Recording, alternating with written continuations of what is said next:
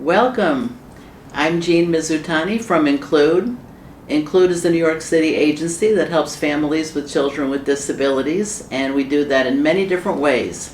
One of our favorite ways is through our live stream presentations, which we hold on the third Thursday of each month, every month during the school year. Today's topic is how to get AT on your IEP. For those who don't know, AT is Assistive Technology. You should have received a digital handout since you registered online. In it you will see our contact information, a booklet about assistive technology, and a list of important links. I'd like to welcome my friend and colleague, Lori Podvesker. Hi Jean, hi everybody. Good to be here. It is good. I'm really glad you joined me, and I would really appreciate it if you would start telling us a little bit about your son Jack, because I know he uses assistive technology. Yeah, so Jack is 14 and attends a fantastic District 75 program on the Lower East Side. Jack has cerebral palsy and is mostly nonverbal. He is diagnosed with being severely apraxic, which is a communication disorder. And Jack has many different ways that he communicates, and that includes using sign language, gesturing. He attempts to say words, he makes approximations, he has about 40 words, and he also uses a mini iPad that we'll talk about later on that has pictures in which when he touches it, the text says what the picture or the word is. And I hope to shed light on our experience and you know, talk about the process and strategies and what we've learned and what worked and what didn't work today. And happy to follow up with anybody individually at another time if they want to reach out. They can do that by emailing me. My information is on our website, or reaching out to our helpline. Great. When did you decide that Jack might benefit from assistive technology? So, you know, it's interesting, and it's no surprise to anyone. When Jack was younger, he was a lot more frustrated with his struggles to communicate. And that played out physically, and it still does today, even though he's 14 and has ways to communicate. Back then, he had such few tools to use. Right. And he was getting sign language when he was in CPSE, which is preschool, and he has motor issues, and so that became a problem with him understanding how to move his body to make signs, as well as muscular issues. In some areas he's super tight, and in other areas he's weak, and that created a problem. And we learned about assistive technology through another parent Cool. who was this total rock star advocate for her son, who is on the autism spectrum, and she had learned about the service and support through having Medicaid waiver services, where assistive technology is a big component in that delivery system. And that triggered us reaching out to our regional CPSC at the time for an evaluation. Oh, CPSC. So he was a little guy. He was a little guy. Mm-hmm. And, we'll talk about it more, but it took, and I think this is really important for parents to hear up front and in the beginning, which, every person is different, as we know. Every kid with a similar classification or diagnosis is different. We're all individuals, and for Jack, he has intellectual disability as well. It took him a very, very long time to understand the function of assistive technology. And what I mean is, he uses a device to communicate for the most part, is that because he doesn't have the experience and the history of using language, expressive language like the rest of us, he didn't have that to fall back on. He didn't know the function of communicating because he never had that ability. And so that, in combination with this device that's not natural, it took him about 5 years. Wow. And I have to say, I'm very proud of myself and his other mom for being consistent with taking him for therapy and not backing down or forgetting about it, for him to understand, and very grateful for the people who we've worked with through the years and their commitment to him. That's amazing, but you can see the results today. Oh, so yeah. You really, really can. So in a minute, I'm going to ask you about examples of AT devices so people can learn more about what assistive technology is and what it looks like. But first, I've also heard about instructional technology. What is the difference between that and assistive technology? So that's a really good question, and especially, every day we hear more and more about technology being integrated into our schools, our classrooms, and it's a part of all of our lives. And assistive technology, as defined by the Federal Special Education Law, IDA, which is the Individuals with Disabilities Education Act, is that it is any item, piece of equipment, or system that is modified or customized to an individual to increase, maintain, or improve their functional capabilities as a person. Now that's a mouthful, so what does that really mean? It means, does a child need technology based on their individual needs in order to access curriculum, in order to obtain educational benefit, to make progress? And we're going to talk about that too, and that looks like a lot of different things. And so instructional technology is how technology is integrated into the classroom to deliver curriculum for the entire class. Mm-hmm. And things we have seen in the past would be something like a smartboard.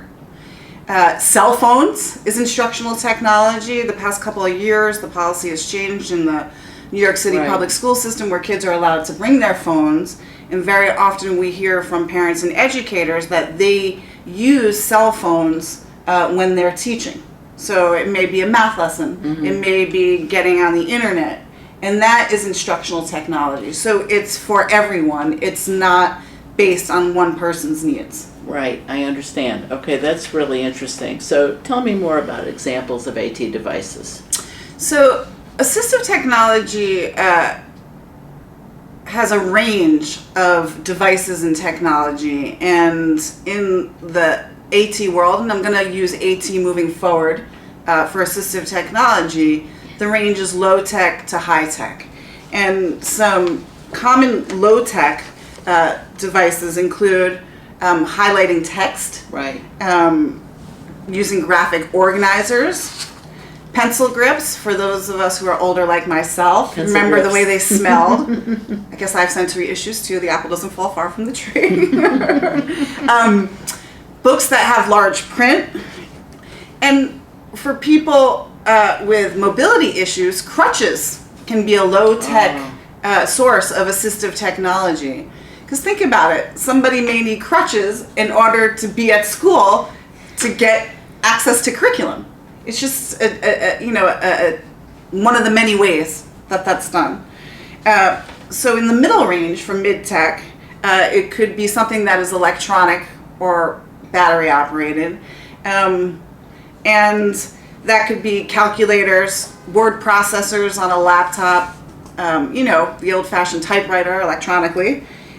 Spell predictors, right? When we text, sometimes it uses autocorrect. That's assistive technology. Audio books, so that's when books are spoken.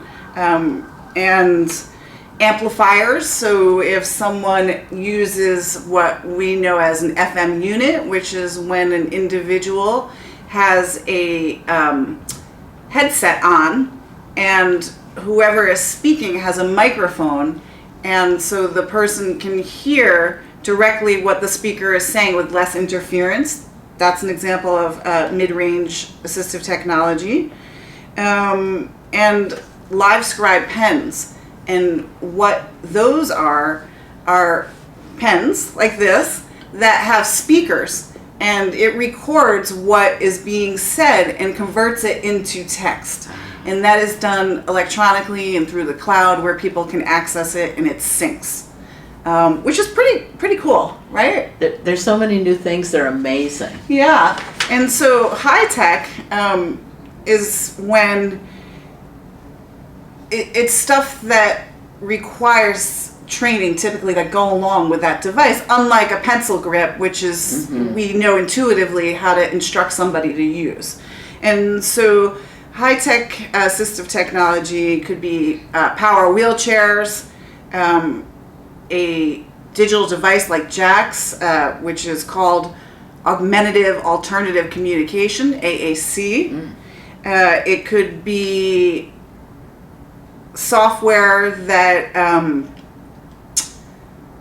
helps magnify things.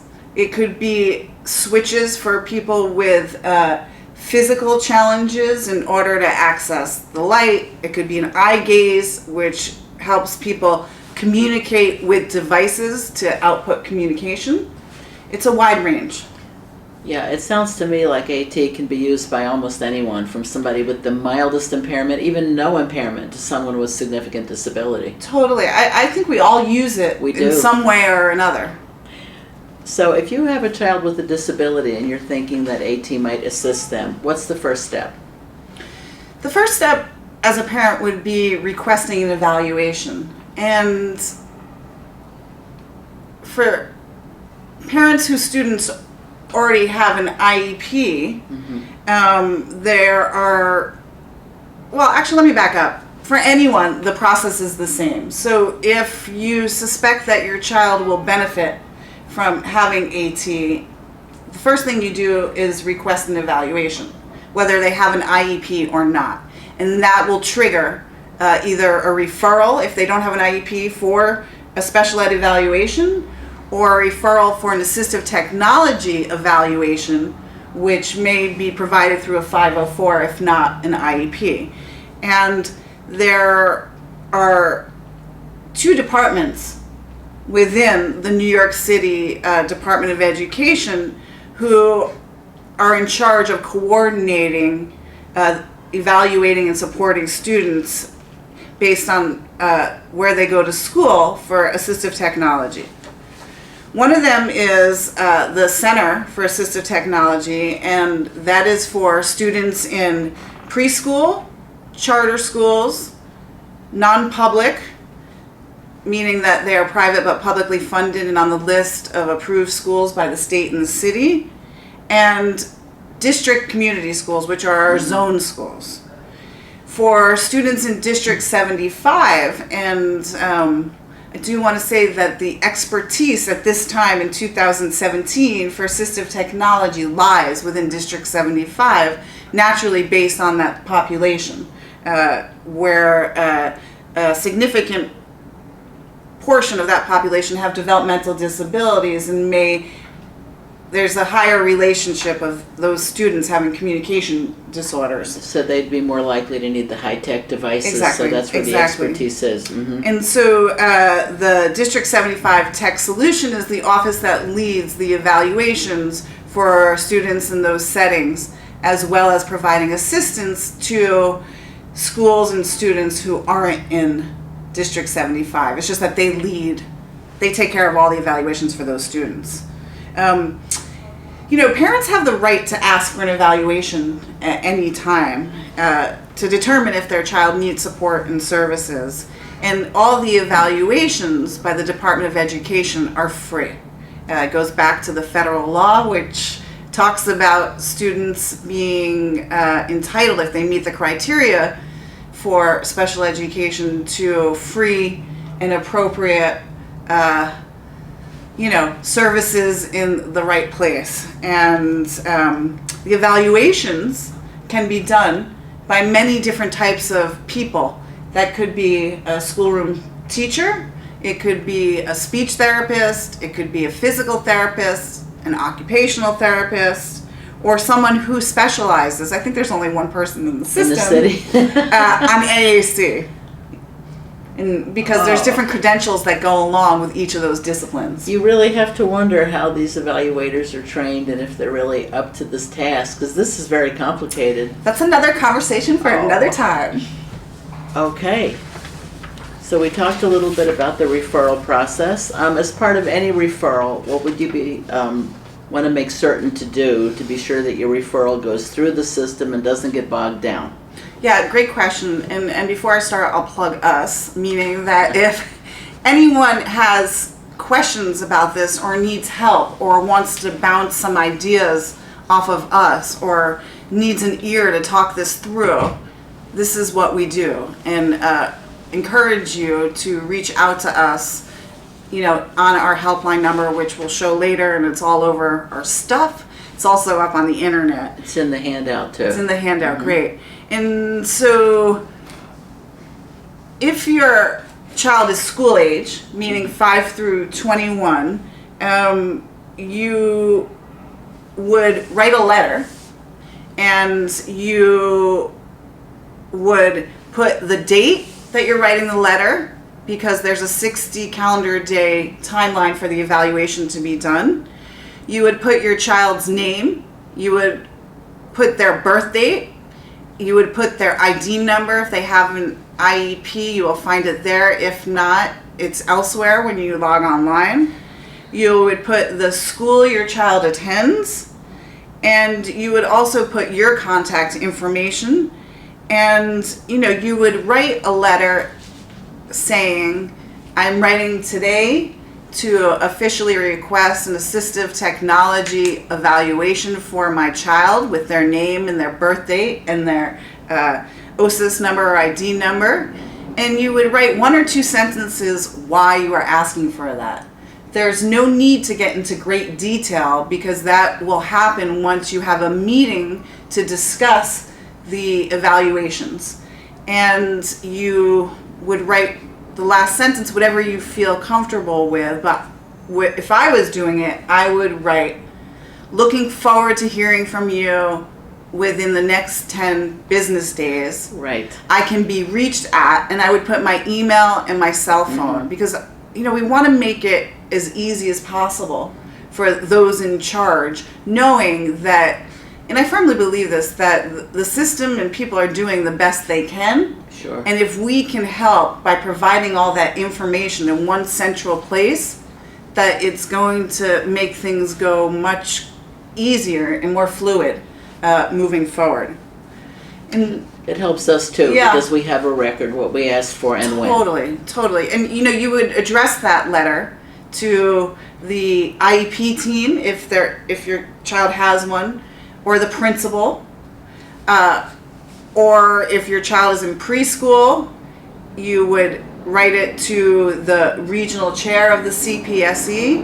And this is something, again, that we can help you figure out. And once the request has been made, no matter who makes it, because what I didn't say, and I apologize, is that parents aren't the only people who can request an evaluation. Teachers can as well. And so can therapists or, a teacher, anybody. And that within 15 days that the Department of Ed receives the written request, they will send out a letter asking for parents to sign off and give consent, which will trigger an evaluation, which means that they're in agreement of the evaluation. And if you get that, then everything's on track. They've got your letter and they're proceeding, and that's a good place to be. Yeah, and so the evaluation can either happen at a borough evaluation center. So if your child, again, maybe goes to charter school and there's a regional CPSE, CSE that oversees special ed, you may go there. Or the evaluation may happen at your child's school. If it's summertime, it may happen at the regional CSE. And no matter what, it will be done by a qualified evaluator. I do want to say, if you have the option as a parent of hand delivering the letter, which is the written request for an evaluation, to do it. And you'll want to make 2 copies of that letter. Sure. Prior to going to your child's school, same letter, and one is for you to give whoever you give it to. And the other copy is for you to ask the person who takes your letter to sign it with their name. So now you have a record of who received it and when. So if you need to go back to that, you have documentation. Right, and this is not exclusive to assistive technology evaluations. This is the regular process for making any formal special education request. By the way, I forgot to mention that we have a chat box. If you have a question, please feel free, and we'll do our best to answer you. So, Lori, let's assume, can we assume that everything was completed in a timely manner without a problem? We're always wondering what we can do if a barrier appears. Yeah, that's why I'm asking that question. That's a really good question. I do have to say, I think the Department of Ed is continuing to get better at doing this, and they've come a long way. When I think back to Jack, which is 10 years ago, right? And it was also at the same time that the Department of Ed was reorganizing their structure under the Bloomberg administration, in which people didn't know whose responsibility was whose. It was extremely challenging. There also wasn't documentation that was parent-facing on how this process looked. And one of the beauties of Here and Now is the Department of Education, sorry, Jean, guide that's in your handouts that looks like this, which spells it out, which is amazing. I wish we had this back in the day. It even tells you what to do if things are not proceeding. That's helpful, isn't it? It is. And so if you don't hear, if you don't get a letter or you don't get a phone call from someone within 15 calendar days, there's a few things you can do. First and foremost, and I'm saying this with my parent hat on first, is that I firmly believe in the value of having a relationship with people at your child's school. And for me, I would talk to whoever I talk to about it at the school level first and ask them, what's the status? Where's this going? And maybe, that's something you feel comfortable doing, a week after you submit the request. And that could look something like, hi, just checking in that you got my letter, wondering what the next step is and when I can expect to hear. It's the easiest and the best. And that way you have a foundation, so when you go back, if and when you don't hear, you've already planted the seeds. So we have a question, Lori. The question is, do you know when this guide was published? Yeah, the guide was published within the past year, which is great. I think there's a date, spring. Exactly a year ago, spring 2016. I also want to say that our friends at Advocates for Children have a guide as well that's very good too. They're very similar. And I think within this guide, the Department of Ed, it states that if you don't hear within 15 days and you've already escalated your concerns on the school level, that you can go as high as reaching out to the district superintendent in the geographical school district in which you live in. But personally, I don't recommend that. That's kind of like it's a last step. Follow the natural escalation process. So, maybe your kid's teacher, therapist, whoever oversees special ed, maybe an assistant principal at the school, and thereon. Okay, great. So let's assume the evaluation has been completed, and now it's time for the IEP meeting. Yeah. Before we move on, Jean, I think parents don't know this, which is that they can provide input during the evaluation process. And, for some parents, it's easier than others, and a lot has to do with the culture of assistive technology in schools. And what I mean by that is, and it's even deeper than that. It speaks to the culture in schools regarding being open and welcoming to parents. Some schools are not okay with having parents present during this. Some schools, are and encourage that. And if you as a parent know that you want to be there while the evaluation is happening, and you may foresee that there may be an issue, start that process, that conversation, before officially writing a letter. So you will have your ducks in line, and when the time comes, you can be there. And it doesn't mean you have to be there as a parent. It doesn't mean you're a bad parent if you're not there. If you want to be, you can be. That's very interesting. I'm only pausing here because there's a lot of things that parents can ask for. They're not necessarily entitlements that can be enforced through law. Yeah. What would you say about that? So, I mean, one of the, and I'm not sure this is answering your question, but you'll let me know if it's not. But, you know, we often forget that education doesn't only take place during the school day, right? Sure. I mean, those of us who struggle doing homework with our kids actually know this. But, you know, parents can talk about during the evaluation process how they see technology helping their child at home. You know, when doing homework, very often it's the same cognitive process that happens in other environments. And so parents will see struggles and behaviors. And if they have the ability to tease that out and share that with evaluators and maybe offer one or two suggestions or talk it through with them, that is all about that child obtaining educational progress and having access to the curriculum, because it doesn't just happen in a school building. It sure doesn't. Now, that information could also be shared during the social history, correct?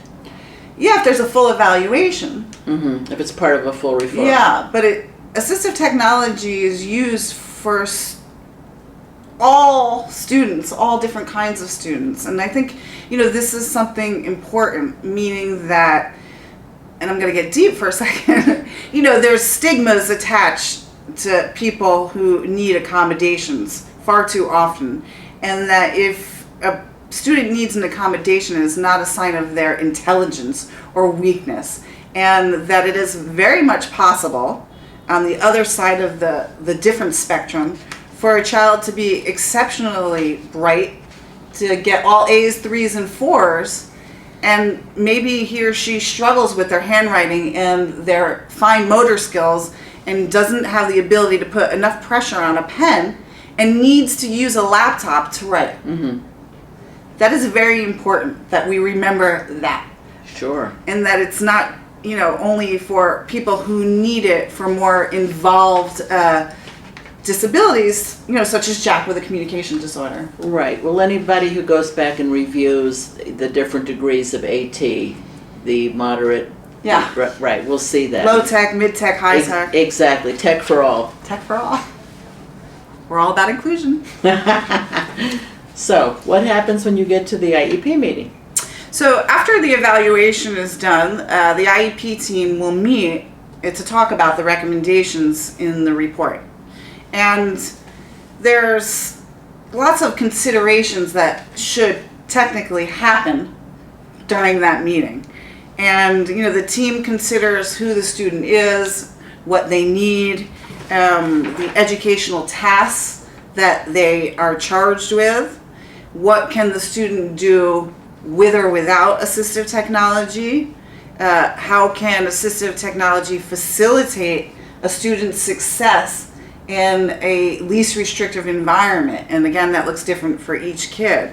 A team will look at the results and think about how can assistive technology help my child not only access the curriculum, but that includes processing auditory information. So when the teacher speaks, a child may need help, and we talked about the FM unit.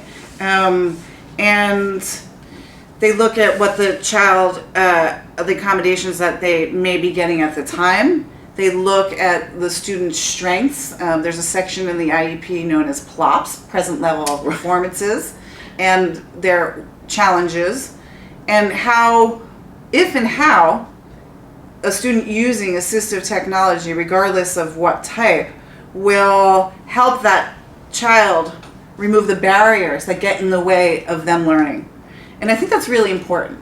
And, you know, it doesn't learning is not only academics. Academics is a big part of it. I'm not minimizing and not negating that whatsoever. So academics could be reading, comprehension, writing, math, motor skills, spelling, studying.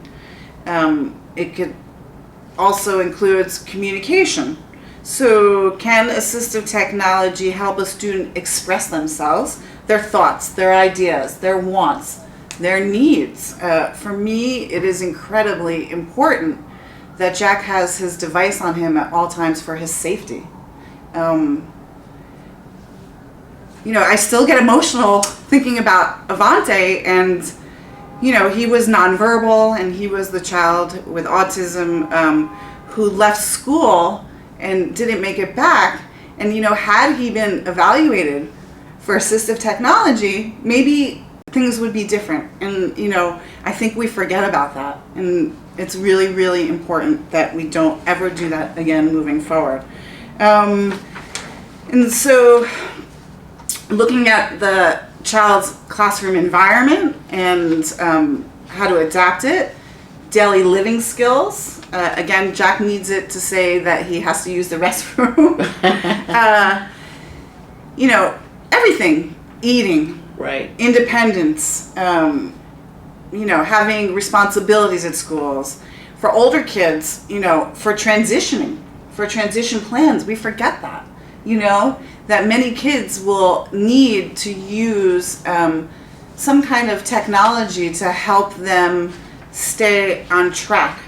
So they may have a mini iPad that has a calendar in it, and it will go off when that child needs to get up and go to a different classroom or go to their job or figure out how much money they have to, get on the train.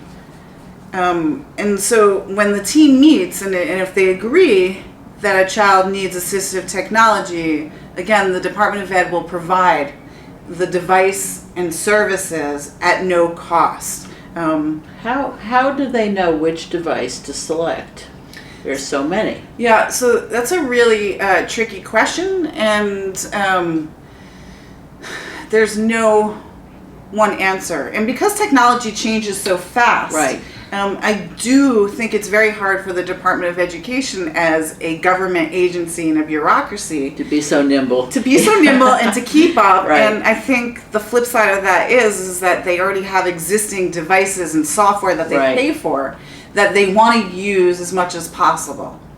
However, that doesn't always accommodate every student's needs. And if a parent feels strongly about a particular device or service, I recommend that they, bring that up and give the reasoning. And if they could have that documented by maybe an independent evaluator or a teacher, that will help support their argument. And, just because the Department of Ed doesn't have something doesn't mean that your child is not entitled to that.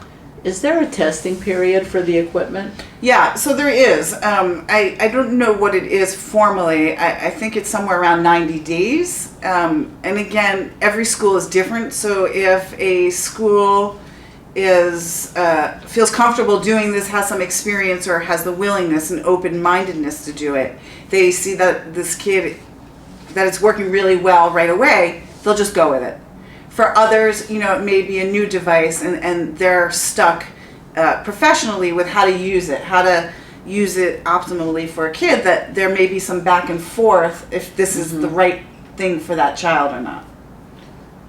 I think it's a little more difficult than meets the eye, and I wouldn't be surprised if one or two pieces of equipment were tried before the right thing. And don't give up, people. Don't give up. Don't ever give up. If, wait, Jean, before I move on, if a team decides, or evaluation says that they don't believe the child is eligible, the parent will receive a note, kind of similar to a prior written notice. And on that notice will be why they feel that child doesn't benefit. And it can get tricky if that's the case, if a parent firmly believes that their child still needs assistive technology. They can challenge that by asking the Department of Ed for an independent evaluation. Doesn't mean they'll get it. The other contingencies include if the child already has an IEP, because then you already have due process mechanisms built in. It is harder for the students who do not have IEPs and get rejected is the wrong word, but where they don't think, the evaluator doesn't think the child needs AT. It becomes a little bit harder, and I would recommend it, if and when that happens, reaching out to us or other people to help you.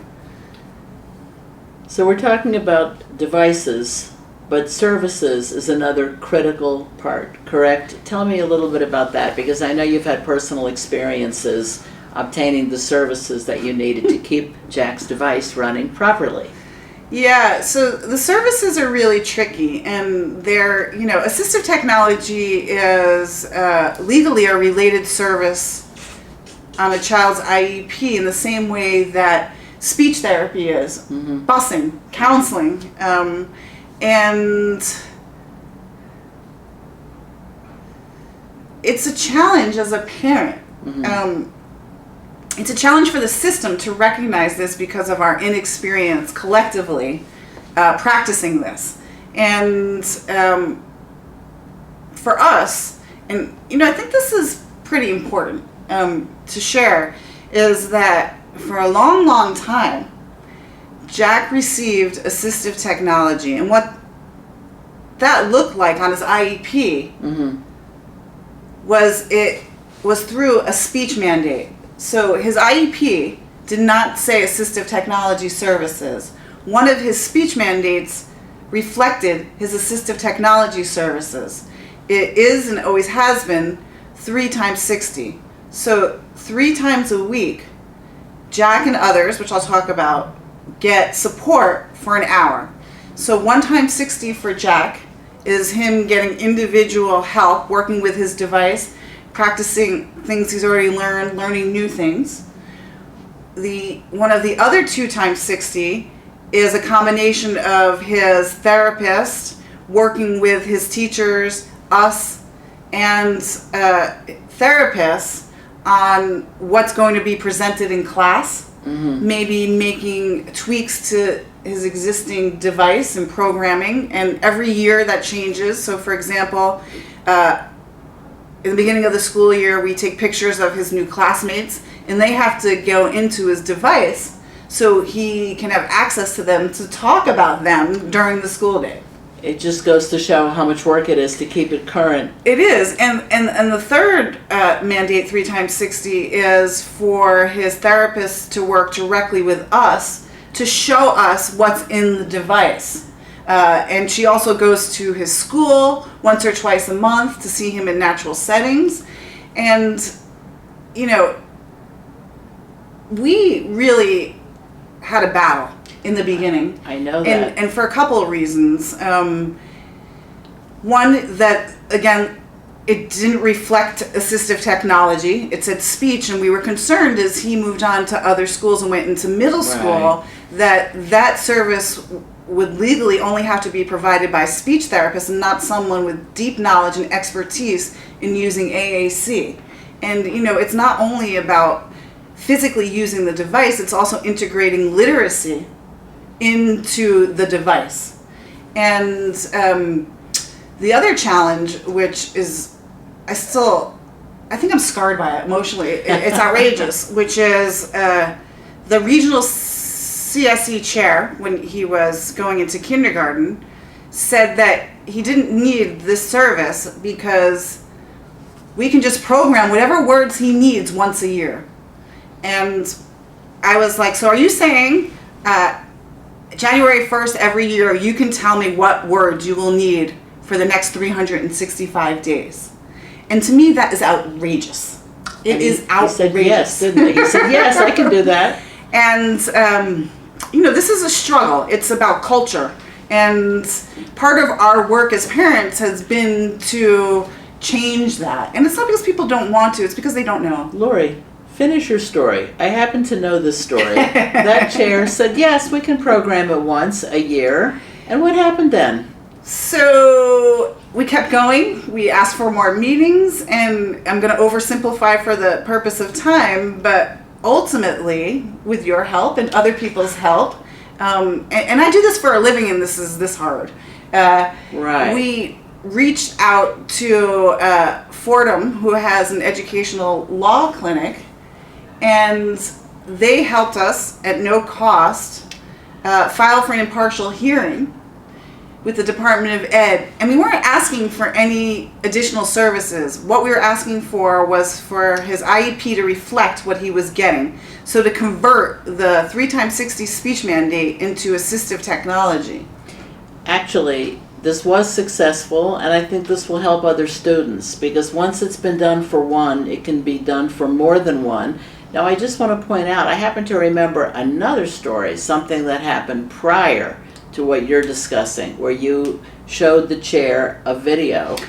Yes. This is a very good story because it shows how well a parent can advocate by themselves. Share that, please. So, Jean, I forgot that story. I'm full of stories. It's a great story. I'm not sure which story you're talking about. The other children's name in the class after they said we can program it once a year, and then you were trying to demonstrate how when Jack wants to speak about others in his class, there are new students, there are new names. If those names aren't in there, then they're not part of the social landscape. And you did that by sharing a brief video with the chair. That's right. And they you. understood. Yeah, and like that's something I really recommend to families to do all the time and anywhere, which is humanizing your situation. So if you have the ability, we all have cell phones. When you go to IEP meetings and your child isn't there for whatever the reason, if you can show a picture that symbolizes what you're asking for,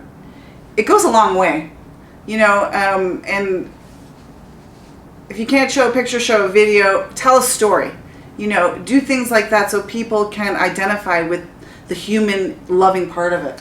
But these days, anyone can show a video totally. Because every single phone has video capacity. It's so easy. Totally. Now, before we leave the subject, because we're talking about programming and the service side of it, and it's ongoing and it's onerous. There's a lot of effort devoted to that. Now, I know what a colorful child Jack is, and I know some of the difficult choices you've had to make as he gets a little older. Yeah. So, Jack is 14, and I just want to say I'm fully aware that I'm talking about a subgroup of our students, and this doesn't reflect everyone, but the struggle is universal. The struggle is real for all of us, and regardless of what kind of device your child may use, there's certain responsibilities that go along with that, and I think that's what Jean is speaking to. For Jack, that includes, at a very basic level, making sure his device is plugged in every night, so that he can carry it around with him throughout the school day, and that he doesn't have to sit next to an outlet in order to communicate. Right. For other people, if their child has a pen or software or a laptop, it's making sure that it has a case, that it's protected, that it's working. And the responsibility of the maintenance is both shared by the Department of Ed, who ultimately has the financial responsibility as well as providing that service. It's also on the family to take care of it and to make sure Jack's iPad got stolen, and that was quite a process getting that replaced. But that's my kid's voice, right? So it's not negotiable. And no matter what the function of using assistive technology is for your student, it shouldn't be negotiable for them or you too. And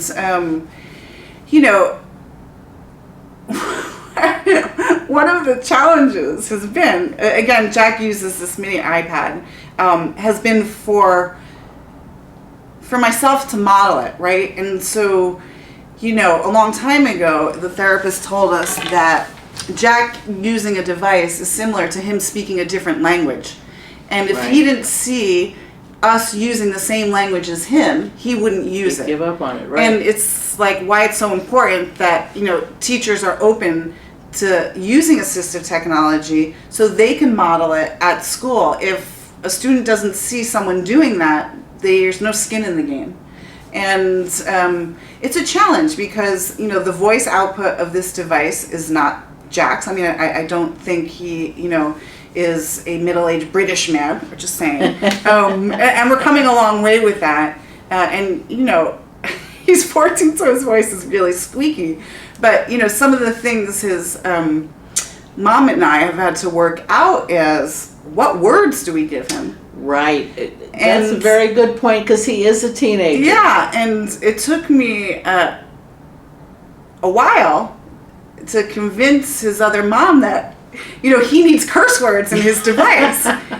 Because, if he used speech expressively like the majority of us, right, he would have to know when it's appropriate to use curses and when it's not, where and when. It's not a license, where and when. Beautiful. That's right. And so who am I to decide that for him?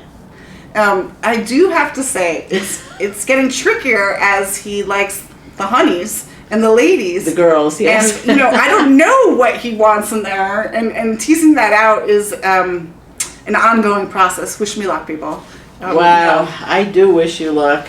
So all of this means, I'm just circling back to the obvious, that a device can be used at the student's home. Yeah, and that will be documented on the child's IEP. The IEP team will decide if the device stays at school, if it goes home during breaks over the summer. It also depends on if the child has a 10-month IEP, a 12-month IEP. And I just want to take a minute or two to talk about the IEP and the goals. Great. And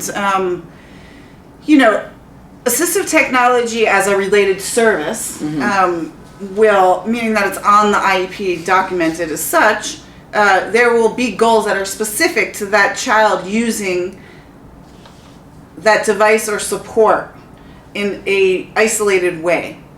But if the IEP is done in a meaningful way, you will see the integration of that device and service in other goal areas.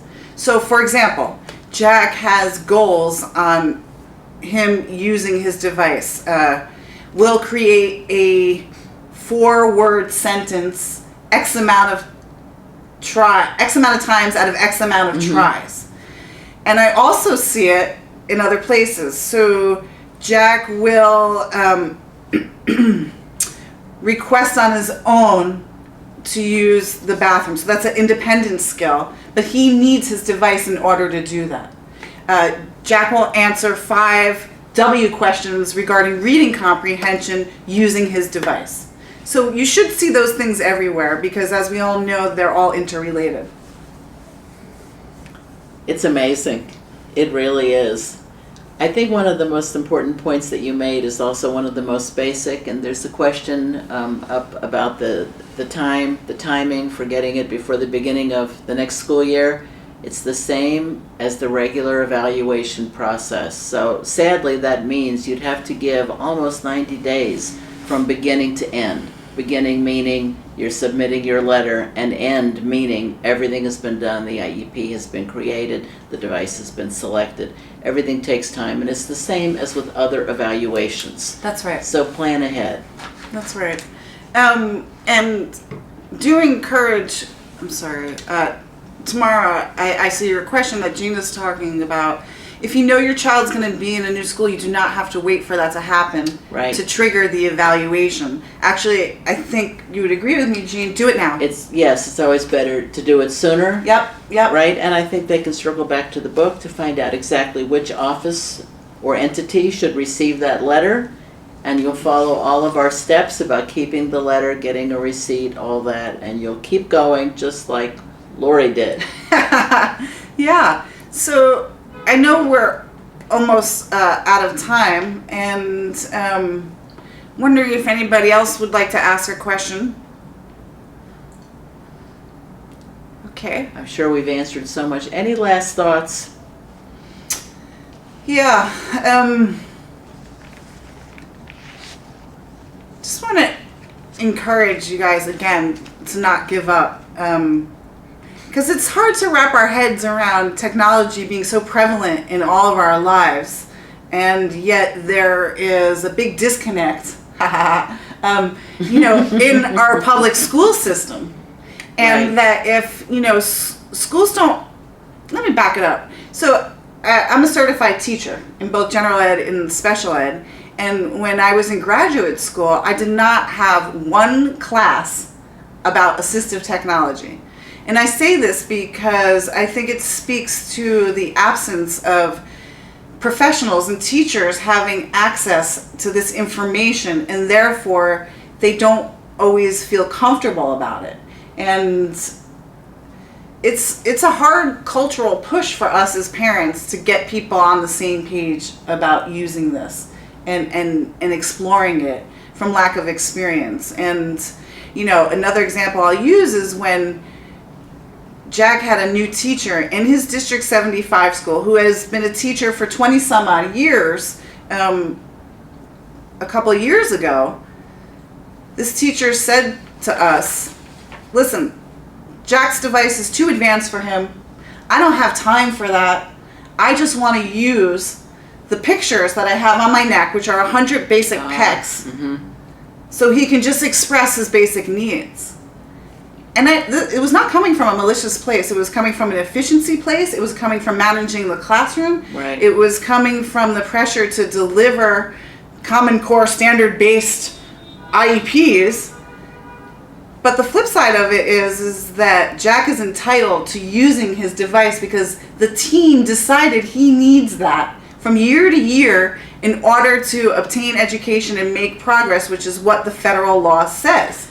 And so we had to remind this teacher, we had to not back down, and we had to be nice about it, and we had to talk about it in a way that was stern, accepting, and focused on Jack. And that was not easy. No, it's not. It's not. And, that lends itself to our kids with any issue. And, again, go with your heart, go with your gut. And if you need to vent or talk to us, that's what we're here for. And there's always a next step. And, as we've been saying, there's always a next step. Nothing is final. For many years. Yeah. There are two last questions. Let's try to answer them before we sign off. The first one says, do the teachers need or are they required to write a report stating why they recommend the evaluation? So if the teacher triggers the evaluation, that will most likely happen naturally. And also for a good evaluation will include the evaluator speaking with the teacher. So is it automatic? No, but I think it happens in the majority of evaluations. Another question from Caitlin, does the AT evaluation include trials of any devices to determine if it's appropriate? So I think we talked about that a little bit. It's not any devices, but yes, formally that is part of the process in which I think it's 90 days, in which, the child is given a specific device or support to see if it's working, and if not, changes could be made. Okay, I think that's good information. Yeah. Thank you, Lori. I know Thanks, the audience got a lot out of this. So. I'm really happy that we could do this. Thank you, everybody, so much for joining us. We'll see you again on a live stream soon. Thanks.